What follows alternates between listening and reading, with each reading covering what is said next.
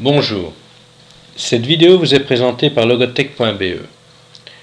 L'objectif de cette vidéo est de vous montrer comment gérer les sauvegardes au sein du Clips. Alors, nous vous expliquerons donc comment mettre vos données à l'abri pour que l'on puisse récupérer les données de vos dossiers en cas de problème avec votre machine ou lors d'un vol ou incendie de votre PC. Alors tout d'abord, il faut faire la différence entre une copie sur CD et une sauvegarde. Donc si vous allez dans Outils, vous avez un point ici pour la copie sur CD et vous avez un point pour la sauvegarde qui se trouve également au niveau de la barre d'icônes.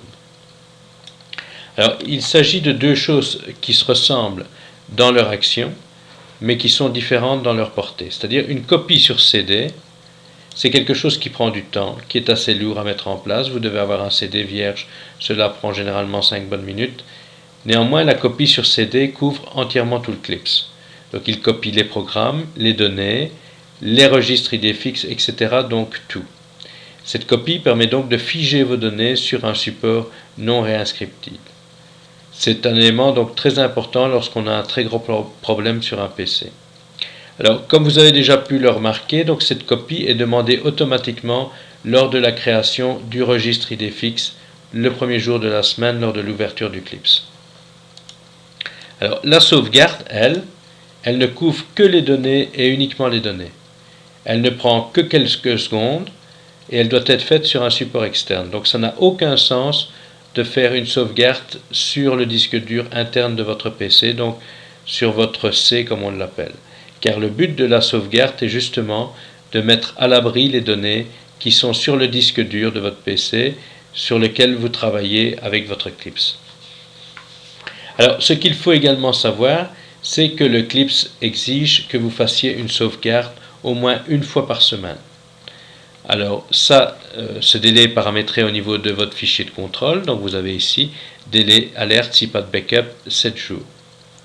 Alors je vous conseille de laisser donc la modification, donc le nombre de jours avant backup à 7 et de ne pas le modifier.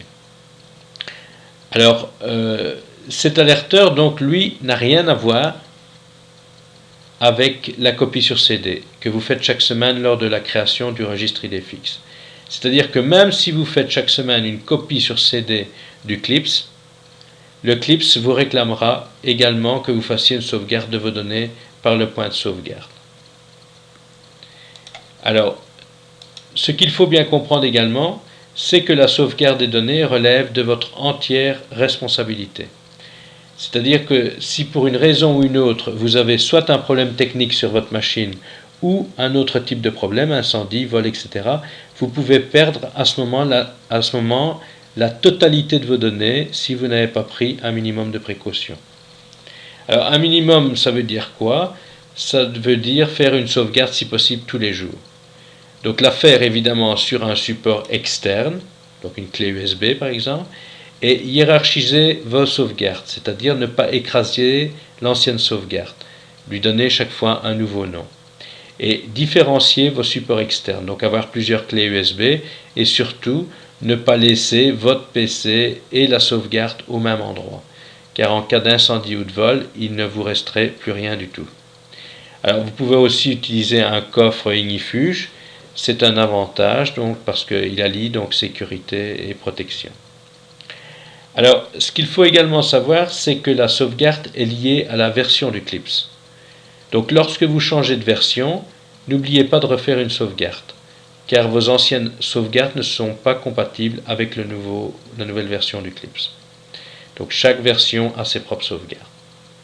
Alors pour sauver, comment ça se déroule? Donc comme je vous l'ai dit, vous cliquez sur cette icône. Alors vous choisissez un emplacement. Ici je vais prendre ma clé USB, le F. Je vais la sauver dans la sauvegarde Clips de mon F. Vous donnez un nom, donc par exemple la date inversée. Et voilà, donc vous n'avez plus qu'à cliquer. La sauvegarde est effectuée et vous sortez automatiquement donc du Clips. Donc si le fichier existait avant la sauvegarde, le fichier dont nous avons donné un nom, il vous aurait demandé si vous vouliez écraser les données existantes. Alors vous pouvez à tout moment voir la liste des sauvegardes effectuées. Donc vous avez un point pour cela.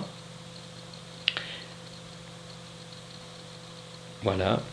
Donc vous allez dans Outils, liste des sauvegardes effectuées. Et vous avez donc la liste de toutes les sauvegardes qui ont été faites à partir de votre Clips. Alors, vous pouvez également recharger une sauvegarde. Donc si vous voulez la recharger, vous allez dans Outils, Rechargement, vous stipulez l'endroit où se trouve votre sauvegarde, vous cliquez sur le fichier, il vous dit à quelle date la sauvegarde a eu lieu, et donc vous pouvez, grâce à ce point de rechargement, repartir d'une situation antérieure. Mais attention, donc c'est à vos risques et périls, car toutes les données seront complètement écrasées par la sauvegarde lors du rechargement. Donc cette option peut être intéressante si vous désirez copier les données d'un PC vers un autre PC. Alors, point important, le point de rechargement permet à la fois de recharger les données sauvegardées, mais également d'installer une nouvelle version du Clips. Donc pour cela, je vous renvoie à la vidéo intitulée « Installer une nouvelle version ».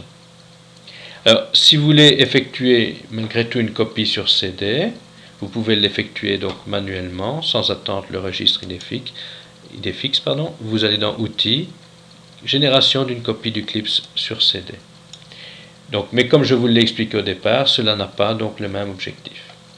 Voilà, l'objectif de cette vidéo était de vous expliquer comment gérer les sauvegardes au sein du Clips. Cette vidéo a été réalisée par logotech.be. Merci de nous avoir suivis.